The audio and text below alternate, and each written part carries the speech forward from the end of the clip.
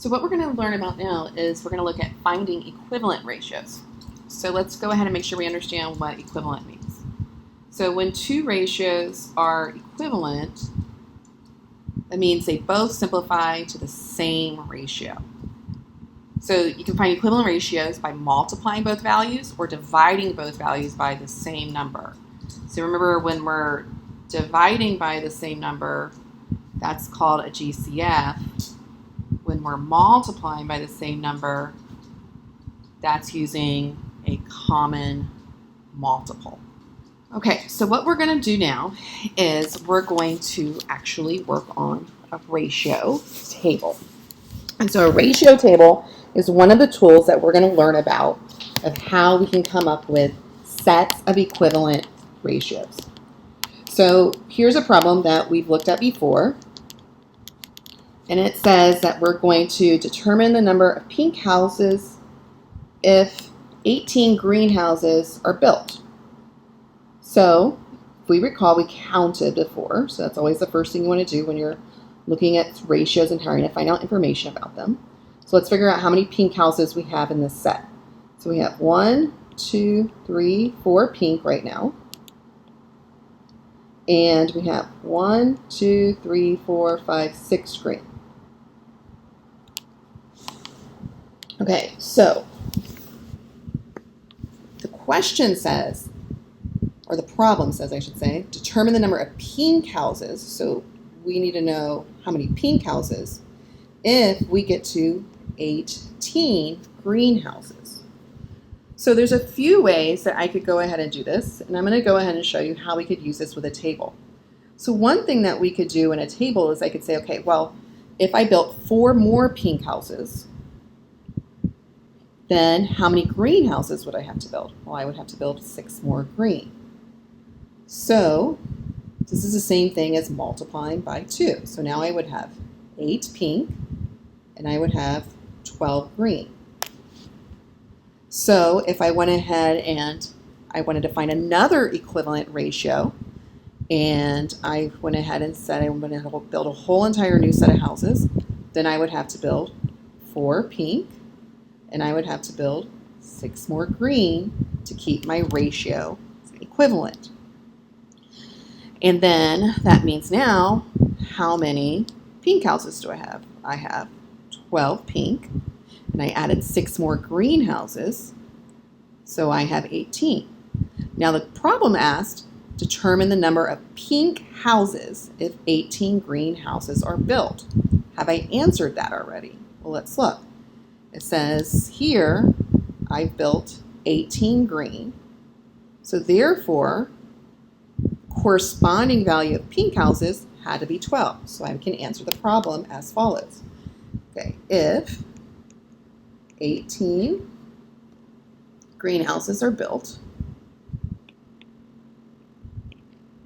then I need to build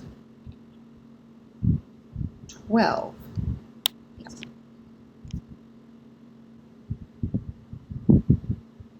Okay, now let's look at why these are equivalent. So let's look at all of them and see if they really and truly are equivalent to each other. So let's look at our first ratio, which was 4 to 6. So the greatest common factor of 4 and 6 is 2. So if I divide 4 by 2 and I divide 6 by 2, what do I end up with? I end up with 2 over 3. So that means this is in the ratio 2 pink to 3 green. So if I take my second ratio, which was 8 to 12, and I divide both by the greatest common factor, which would be 4, then I get 8 divided by 4 is 2, and 12 divided by 4 is 3, which means these are also in the ratio 2 to 3. And if I take my last one, 12 over 18, and I divide them by their common factor, which would be 6, 12 divided by 6 is 2, 18 divided by 6 is 3, so they are also in the ratio 2 to 3. So what we've just done is we've proved that all three of these ratios, 4 to 6, 8 to 12, and 12 to 18, are all equivalent to each other because they all simplify to the same ratio, 2 to 3.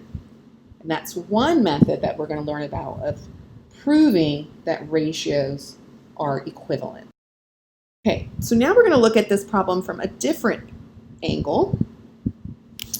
And this one is asking us to determine the number of greenhouses this time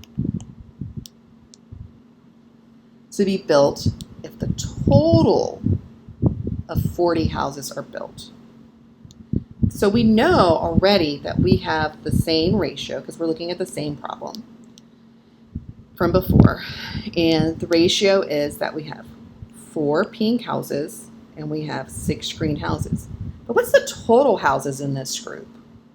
Well, to do that, we just go ahead and count all of them. 4 plus 6 would give us 10.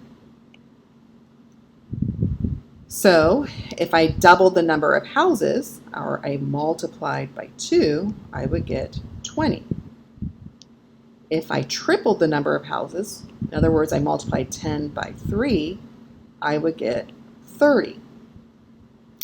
If I quadrupled or multiplied by 4 the number of houses, I would get 40, which is what my total is.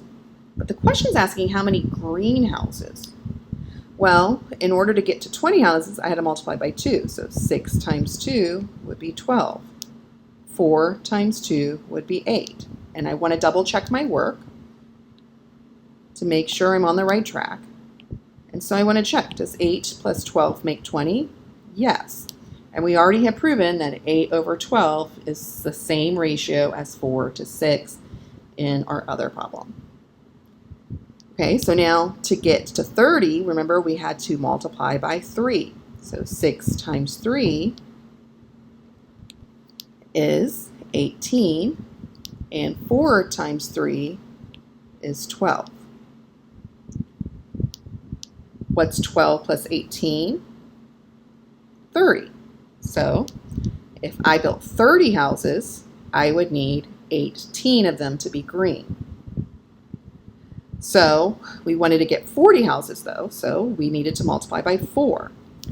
So I would do 6 times 4, which is 24, and 4 times 4, which is 16.